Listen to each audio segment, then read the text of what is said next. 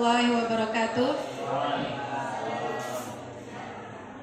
Alhamdulillahirrabbilalamin. Amma ba'du, puji syukur kita haturkan kehadirat Allah Subhanahu wa taala yang telah melimpahkan kenikmatan luar biasa khususnya kepada saya dan umumnya pada ustaz-ustazah semua. Sampai hari ini alhamdulillah Ana bisa kesini lagi reuni sekalian, ketemu ustaz-ustazah sekalian. Alhamdulillah semuanya sehat. Untuk melakukan pengimbasan tentang kurikulum merdeka yang alhamdulillah baru beberapa waktu ini Anda dapat. Salawat dan salam kita curahkan kehadirat junjungan kita Nabi besar Muhammad Sallallahu Alaihi Wasallam. Allahumma sholli ala Muhammad wa ala ali Muhammad. Dia Allah yang telah membawa kita sampai kita bisa menikmati pada hari ini, menikmati segala hal yang luar biasa pada hari ini. Ustaz Ustazah, sebelum kita mulai, marilah sama-sama kita membacakan basmalah. Bismillahirrahmanirrahim. Semoga acara ini lancar. Ustaz Ustazah, sebelumnya yang saya hormati Kepala SMA IT Muko-Muko, SMA IT Kausar Muko-Muko, Ustaz Hanif, dan Ustaz Ustazah sekalian yang saya hormati juga. Saya sebelumnya mengucapkan terima kasih banyak atas waktu dan kesempatannya kepada saya hari ini bisa melakukan pengimbasan. Jadi gini Ustazah sekalian, tanggal 24-25 kemarin kami dua hari diklat bersama Dinas Provinsi dan BGP Provinsi, guru penggerak, pengajar praktik, sekolah penggerak, sama ketua Kombel. Itu kami berkumpul semuanya selama 2 hari untuk membahas 3 hal yang dibahas. Yang harus pertama kali berikan informasi adalah bahwa PMM itu meluncurkan berbagai macam hal tentang pendidikan yang intinya berpusat pada murid yang dinamai seri belajar namanya. Jadi di PMM itu ada namanya seri belajar dan disitulah ada semua ketidaktahuan kita tentang kurikulum merdeka. Nanti bagaimana insya Allah saya jelaskan. Dan ada 3 hal yang harus disampaikan. Yang pertama itu tentang kurikulum merdeka, yang kedua tentang pembelajaran berdiferensiasi, yang terakhir itu tentang P5. Itu yang insya Allah nanti kami wajib mengimbaskan kepada sekolah-sekolah dari hasil diklat kemarin. Jadi Ana luar biasa, terima kasih banyak atas sambutannya dari Ustadz Hanif dan Ustadz Ustazah semua hari ini. Insya Allah mudah-mudahan gak nyampe 1 jam, karena itu 2 hari diklatnya, mudah-mudahan bisa jadi 1 jam aja gitu ya Ustadz, karena yang penting-pentingnya aja gitu Ustadz. Langsung aja ya Ustadz. Nah, untuk seri belajar mungkin Ustadz Ustazah sebagai pembukaannya bisa membuka PMM, tapi sebelumnya kita nonton dulu ya Ustadz Ustazah. Ini ada sedikit video motivasi yang nanti karena minta Ustadz Ustazah memberikan apa sih yang ditonton itu, kira-kira apa yang bisa diambil gitu ya.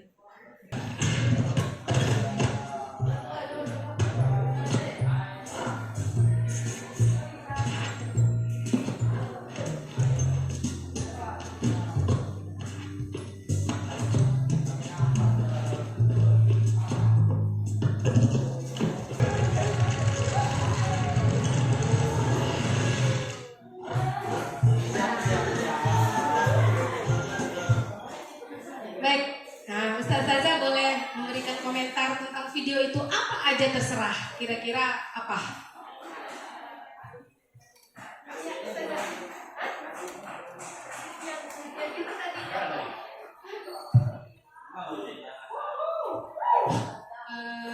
Dari video itu dapat hasilnya itu banyak cara untuk mencapai sebuah tujuan tertentu.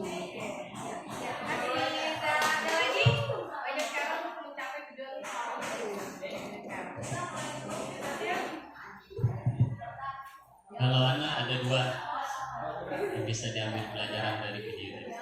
Pertama, mungkin terkadang kita tidak sadar dengan kelebihan atau kemampuan diri kita sendiri. Yang kedua, ada orang yang sadar dengan kemampuan dirinya, tapi dia terkadang juga lupa juga terhadap dirinya sendiri dengan kemampuannya. Karena dia lupa dengan hal-hal yang seharusnya tidak seharusnya mungkin terjadi, yang tidak seharusnya dia lakukan. Mungkin itu. Baik, terima kasih Ustaz. Sapi mau?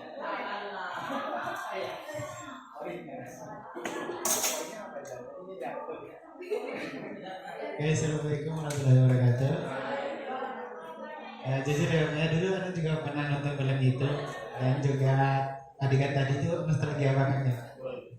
Jadi poinnya di sana yang pertama dapat itu adalah yang pertama yang benar yang dikatakan Ustaz Boleh tadi, kalau ternyata kita memiliki kemampuan yang tidak kita disangka-sangka, yang nggak kita sangka-sangka, ternyata di dalam diri kita itu ada kemampuan yang terpendam gitu kan, dan saat kita sadar ternyata kemampuan itu bisa kita gunakan untuk kemajuan diri kita di masa yang akan datang. Kemudian yang terakhir mungkin dia jatuh terakhir namanya, mungkin usaha ternyata terkadang bisa mengkhianati hasil. Oke, terima kasih. Assalamualaikum warahmatullahi wabarakatuh. Ya, alhamdulillah betul semua jawaban enggak. Maksudnya semua yang Ustazah ungkapkan dari cerita itu nyambung semua dan betul semua ya. Cuman kita lihat tadi ada ini nggak Ustaz? Dia kan naik tuh ya, tapi ujung-ujungnya endingnya semuanya jatuh. Kira-kira nyambung nggak Ustaz sama ada sesuatu yang kayaknya harus bagaimana gitu? Ada yang punya pemikiran lain nggak Ustaz? Selain yang Ustazah tadi ini, mungkin Salih nambahin. Tadi sudah mungkin disampaikan ada potensi yang mungkin terpendam, tapi dia mungkin kurang matang dalam perencanaan mungkin lah gitu ya, sehingga malah hasilnya tidak bagus. Mungkin perlu adanya riset apakah ini bisa dipanjat atau tidak gitu ya. Artinya data terkait dengan tempat yang mau kita kunjungi itu seperti apa, kemudian bagaimana cara langkahnya untuk memanjat itu mungkin gitu ya. Itu sehingga apa yang dia impikan, apa yang dia cita-citakan bisa lebih mudah tercapai dan sesuai dengan harapan dia. Mungkin itu kalau dari anak. Ya, terima kasih Ustaz, luar biasa. Iya betul ya Ustaz. Jadi kalau kita sebelum ke sana berarti ada sesuatu dulu yang harus kita rencanakan dengan baik sampai tercapai. Nah, jadi ada poin penting juga dari cerita itu Ustaz. Ternyata kalau mau mencapai kesuksesan itu kadang kita nggak bisa sendiri. Gitu ya Tak, itu kan dia berarti sendiri ya Tak. Dia naik tapi dengan pemikiran sendiri, dengan usaha sendiri, dia berhasil memang sampai atas, tapi ujung-ujungnya dia jatuh. Nah, itu yang nyambung sama pembahasan saya hari ini, bahwa apa? Kita nggak bisa dalam satu lingkup sekolah nih, kita hebat sendiri gitu. Kita maju sendiri tuh nggak bisa. Jadi kalau untuk mencapai sesuatu yang tinggi, berarti kita harus kolaborasi, harus sama-sama. Kayak Manja tadi, mungkin kalau dia bisa sama-sama, bisa memikirkan tempat tadi apa yang mau dicapai, bisa terus berusaha, jalannya banyak sampai mencapai keberhasilan tadi kata Ustazahnya, itu bisa, tapi nggak sendiri gitu. Nah itulah nanti ada pembahasan yang insya Allah disampaikan tentang kombel. Jadi harus ada kombel di sekolah itu Ustazah, biar sama-sama maju, sekolahnya kelihatan, nampak. Jadi fungsinya kombel salah satunya adalah semua kegiatan yang ada di sekolah itu bisa nampak sama dunia lain, orang luar maksudnya gitu, dunia luar. Jadi bisa nampak kegiatan yang ada di sekolah kita. Nah untuk mencapai itu semua nggak bisa. Jadi misalnya ada satu ustadz atau satu ustazah yang menonjol sendiri, akhirnya membawa SMA juga nggak bisa. Jadi harus sama-sama. Jadi harus ada kolaborasi intinya. Nah lanjut ya Ustadz. Nah ini di sini ada seri belajar. Nah, di sini ini file-file ini kalau misalnya sekolah ini membutuhkan, saya insya Allah dengan siap memberikan semuanya. Jadi gini Ustazah, insya Allah kan nanti banyak diklat-diklat yang nanti kami jalani nih insya Allah ke depannya. Dan kami itu harus mengimbaskan ke sekolah-sekolah. Dan sekolah apa yang mau diimbaskan tuh terserah, bebas gitu. Nah Ana tuh memang dari awal pengen terus mengimbaskan itu semua ke sini gitu. Mudah-mudahan sekolah ini menyambut baik semua itu gitu. Jadi walaupun Ana udah nggak mengabdi di sini lagi, tapi harapannya masih terus mau bantu sekolah ini untuk sama-sama maju gitu. Nah misal di SMA 1 itu kan luar biasa besarnya, Jadi anak kadang ngambil-ngambil poin-poin, nyolong-nyolong gitu. Ah ini begini. Nanti kadang Ustadz Zahili kalau ada sesuatu anak suka share nih Zah kalau ini gini-gini. Mudah-mudahan bisa jadi masukan, jadi contoh gitu buat sekolah ini. Itu. Jadi Ustadz Zah kemarin ini kami belajar diklatnya tentang perencanaan pembelajaran. Yang kedua diferensiasi pembelajaran. Yang ketiga tentang P5. Project. Jadi P5 itu bukan proyek ya Ustadz Sadah, tapi project gitu. Bukan proyek, tapi project penguatan profil pelajar Pancasila. Nah, yang pertama kali, oh ya, ini ada panduan. Ini semua sebenarnya ada di PMM Ustadz. Tapi ini semua udah kami download. Jadi kalau di PMM takutnya pusing ngelihatnya kan ya nyarinya bingung gitu. Nah, ini yang poin-poin ini udah kami download, udah ada di file-filenya sendiri. Contohnya CP sangat terbaru nih. Jadi ini ada CP terbaru. CP kita saya juga bingung. Terus terbaru. Jadi kurikulum harus update terus sama CP terbaru. Terus ini juga ada panduan implementasi BK untuk yang BK. Terus ada panduan KSP. Nah alhamdulillah SMA itu udah buat nih kata Ustaz Hanif. Dan kayaknya sih udah poin-poin besarnya udah ada di sini dari KSP yang udah dibuat. Nah ini ada panduannya kalau masih bingung. Terus ada juga panduan pemilihan mapel pilihan. Jadi kalau untuk kurikulum merdeka itu ada mapel-mapel pilihan. Jadi anak-anak mungkin kalau yang sekolah besar enak ya. Kalau sekolah kecil kalau mapel pilihannya dia sedikit mungkin agak sulit ya Ustaz Ustazah. Jadi mungkin kembali ke sekolah masing-masing juga bagaimana kebijakannya. Cuman di sini ada panduan pemilihan mapel pilihannya maksudnya. Terus ada panduan P5. Nah, kalau masih bingung sama P5 di sini ada panduan P5-nya. Terus ada juga panduan pembelajaran dan asesmen. Nah, asesmennya kalau bingung rapot pendidikannya untuk rapot kurikulum merdekanya di sini ada panduannya. Juga pembelajaran dan asesmen. Nah, di sini semua lengkap bisa dipelajarin. Kalau butuh SMIT, karena siap untuk ngasih file-file ini. Terus lanjut ke ini dulu.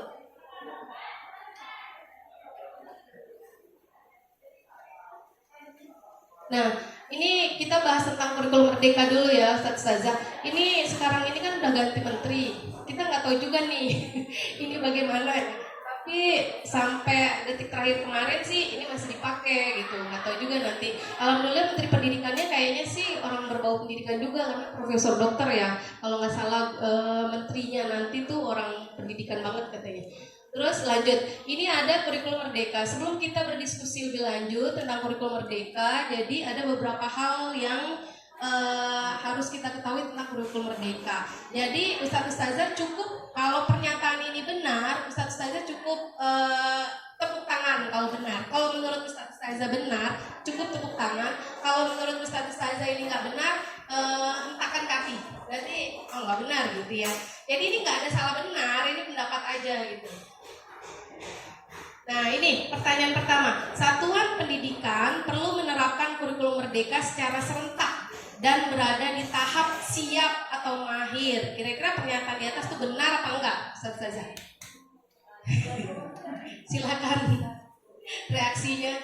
Satuan pendidikan perlu menerapkan kurikulum merdeka secara serentak dan berada di tahap siap atau mahir. Kira-kira betul atau salah? Kita lihat jawabannya. Sebenarnya yang jadi permasalahan di sini ini berada di tahap siap dan mahir. Masa orang harus siap dan mahir dulu baru menerapkan ini? Kita lihat jawabannya. Nah, jawabannya tidak, betul ya, tadi pakai tangan kaki. Jadi satuan pendidikan itu menerapkannya sesuai kesiapan, bertahap atau serentak dan mengidentifikasi tahap kesiapannya. Jadi dia memang serentak, tapi nggak harus mahir. Jadi sesuai kesiapan. Kurikulum merdeka itu ternyata enaknya itu dia kembali lagi ke sekolah masing-masing. Kalau memang belum siap nggak akan dipaksakan, sesuai dengan kemampuannya aja gitu. Lanjut. Nah, menurut Permen nomor 12 KSP, nah KSP dulu namanya KOSP, sekarang namanya KSP, ganti-ganti nama yang intinya sama, ditetapkan oleh Kesatuan Pendidikan, ditetapkan oleh Kepala Satuan Pendidikan. Nah, kira-kira betul nggak pernyataan ini?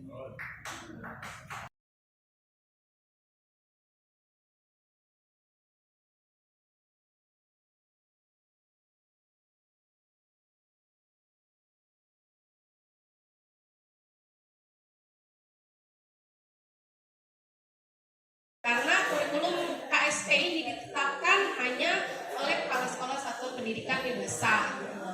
Ya, ini udah buat, alhamdulillah. Ini udah pakai, udah buat.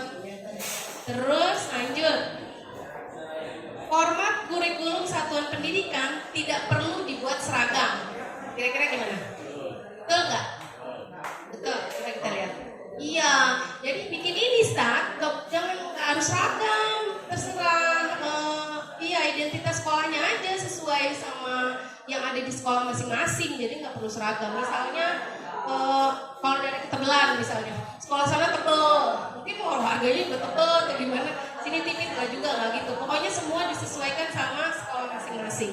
Terus lanjut, kurikulum satuan pendidikan direvisi 4-5 tahun sekali. Kira-kira betul nggak? Ini yang Ustaz Hanif sama timnya buat, ini direvisi 4-5 tahun sekali. Kira-kira betul nggak Ustaz Taza? Kita lihat jawabannya ya. Jawabannya tidak. Jadi terserah. Boleh nggak tiap semester? Boleh Ustaz. Tiap tahun boleh. Itu revisi Ustaz. Misalnya ini mau direvisi, kan ini udah ada sah nih, misalnya udah ada pengesahannya. Mau direvisi tiap 6 bulan, ternyata ada perubahan dari karakteristik sekolah, boleh direvisi. Ini kan karakteristik sekolahnya kan misalnya tadinya kebun sawit tiba-tiba berubah jadi gedung-gedung mewah, kan jadi berubah karakteristik sekolahnya gitu kan. Jadi boleh. Jadi ini Ustaz boleh berubah tiap semester, tiap tahun, atau 4-5 tahun sekali boleh. Jadi pokoknya bebas, nggak harus sama sekolah lain. Terus lanjut, setiap satuan pendidikan wajib menyusun modul ajarnya sendiri dan modulnya harus tebal halamannya. Gimana? Tidak, iya. Dan ini jawabannya Ustaz. Ya. Tidak. Ternyata modul ajar tidak wajib loh dibuat sendiri Ustaz. Jadi kita itu ATM. Kita boleh lihat di PFM, di ATM, tapi bukan berarti kita ngambil nggak ada yang dirubah, kan harus dirubah juga sama kebutuhan sekolah masing-masing gitu. Jadi artinya modul itu tidak wajib buat sendiri. Kalau mau buat sendiri ya lebih baik lagi kalau buat sendiri gitu. Dan tidak harus tebal. Jadi berarti modul yang tebal berarti benar, itu bukan. Terus lanjut, asesmen awal digunakan untuk mengetahui kemampuan awal peserta didik dalam kaitannya dengan tujuan pembelajaran tertentu. Benar nggak pernyataan ini Ustaz? Asesmen awal. Betul nggak kira-kira? Kalian? Iya betul. Jadi setiap satuan pendidikan harus melakukan asesmen awal Ustaz, untuk bisa merancang modul pembelajarannya supaya tujuan pembelajarannya bisa tercapai dari asesmen awal. Yang dulu namanya asesmen diagnostik, tapi sekarang asesmen diagnostik nggak boleh lagi Ustaz, karena diagnostik itu hanya untuk kedokteran katanya. Jadi nggak boleh kata diagnosa. Jadi pakainya asesmen awal. Kayaknya sih PPDB anak baru mereka kan ada asesmen awal ya Ustaz, itu udah dilakukan. Terus lanjut, pembagian peserta didik ke dalam gaya belajar visual, auditori, dan kinestetik perlu dilakukan sebagai salah satu bentuk pembelajaran terdiferensiasi. Betul? Nah, betul. Kita lihat jawabannya. Tidak. Jadi Ustazah, nah ini info terbaru ya Ustaz. Ternyata sekarang dinas itu sudah menghapus gaya belajar visual, auditori, sama kinestetik. Jadi kita nggak perlu pakai itu. Ternyata Anda juga udah pernah ngelakuin itu di kelas, ternyata itu nggak efektif.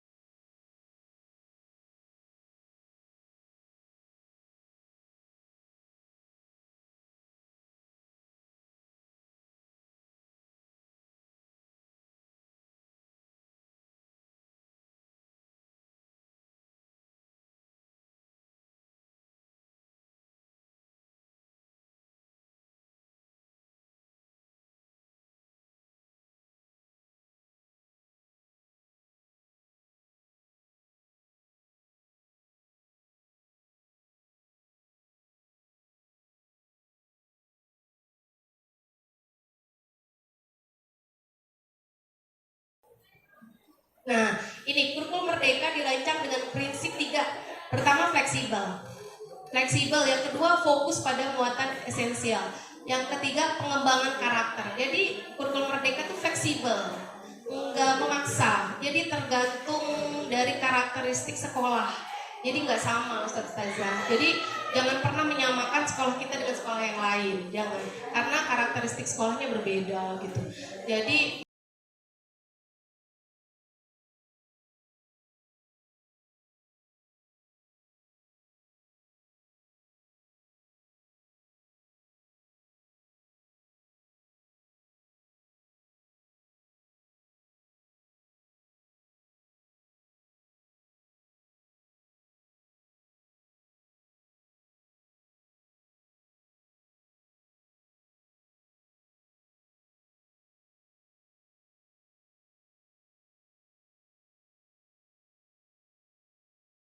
tadi Ustadz Ustazah, ini oh ya, ini ada perubahan kurikulum nih Ustadz Ustazah. Ini untuk SMA. Nah, untuk SMA ini ada jam bahasa Inggris nih yang berubah nih. Itu sejarah, oh sejarah ada ya Ustadz ya? Sini ya. Sejarah tingkat lanjut ditambah jadi ada bahasa Inggris tingkat lanjut, Ustadz, ada sejarah tingkat lanjut, mapel pilihannya. Nah, ini kalau untuk yang sejarah tingkat lanjut itu alokasinya 5 JP per minggu. Terus kalau untuk bahasa Inggris, biasanya bahasa Inggris itu kan 2 JP per minggu, sekarang jadi 3 JP per minggu. Sini.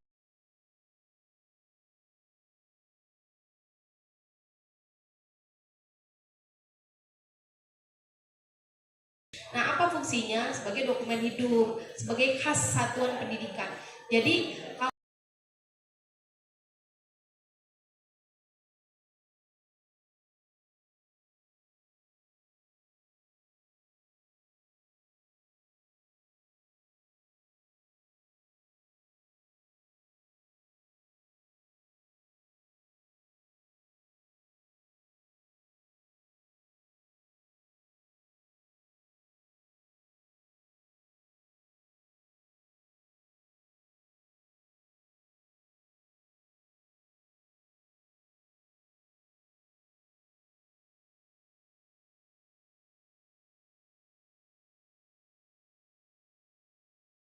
sekarang Ustadz Ustazah silakan buka HP-nya, buka PMM biar tahu seri belajar yang ada di PMM, seri belajar terbaru.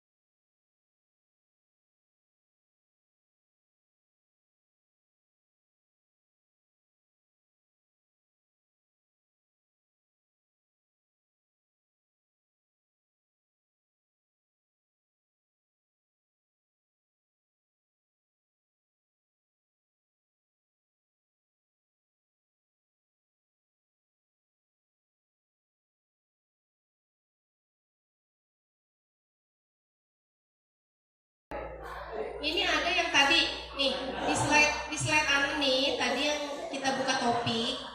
Terus itu ada perencanaan pembelajaran. Itu ada isinya ntar ini memahami CP, merumuskan TP, menyusun ATP. Itu kalau udah bisa sekolah buat sendiri tiga-tiganya ini dari CP diturunkan jadi TP, jadi ATP. Memang sebenarnya harus ada waktu khusus deh buat ngerjain ini. Ustaz, nanti untuk lebih lanjutnya Ustaz Saza bisa belajar mandiri. Ini kan namanya pelatihan mandiri. Jadi belajar mandiri. Terus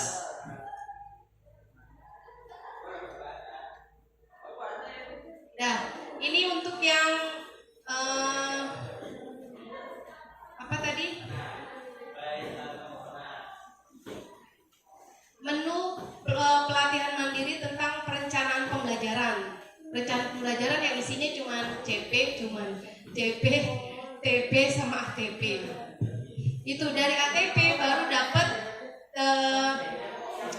kita bisa buat modul. Dari CP dulu nih Ustaz, diturunin jadi TP, tujuan pembelajaran, baru bikin alurnya, baru dapat modul nanti. Nah itu semua harus ada di modul tuh, dari CP, dari TP, ATP semuanya harus ada di modul. Gitu. Terus kita lanjut ke ini, diferensiasi. Nah kalau untuk yang diferensiasi, kalau Ustadz udah ada yang buka-buka PMM kayak Sanif, kayaknya udah enak tuh, udah pernah lihat berarti. Nah itu juga sama Ustadz, coba buka pelatihan mandiri, buka topik, terus pengayaan, pelatihan mandiri, nih pelatihan mandiri, terus kita buka topik, terus diferensiasi dulu ya.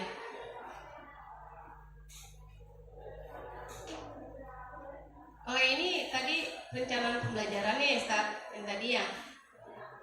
Nih.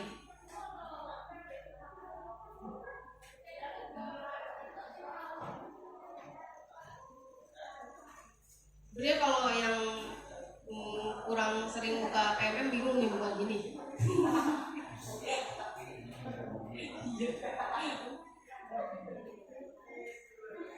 Kita lihat yang diferensiasi. Bisa diferensiasi dalam pembelajaran nih yang ini.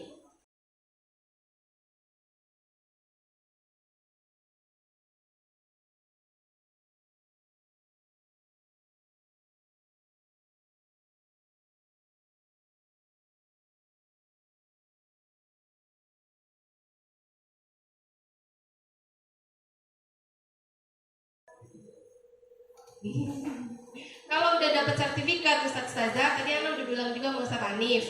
Jadi syarat pembuatan kombel di PMM, jadi bikin dulu nih kombel di sekolah, siapa ketuanya, bendara, sekretarisnya, anggota-anggotanya. Nanti bisa didaftarkan di PMM sekolah kita nih, SMA IT daftarkan. Tapi syarat mendaftarkannya adalah salah satu dari Ustaz Ustazah ini udah punya satu aja sertifikat PMM. Kalau belum punya belum bisa daftarin kombelnya. Kalau nggak didaftarin sayang.